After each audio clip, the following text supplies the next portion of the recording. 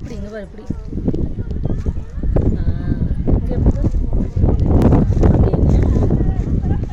ஊட்டியில் இருக்கிற மைசூர் போகிற ரோட்டில் இருக்கிற ட்ரீ ஃபாரஸ்ட். இது வந்து ஃபுல்லாகவே ட்ரீயாக தான் இருக்குது, ஃபுல் ட்ரீஸ். இது வந்து டூரிஸ்ட் பாயிண்ட், நம்ம டூரிஸ்ட் பாயிண்ட். இதில் மரங்கள் பார்த்தீங்கன்னா பெரிய பெரிய மரங்கள்.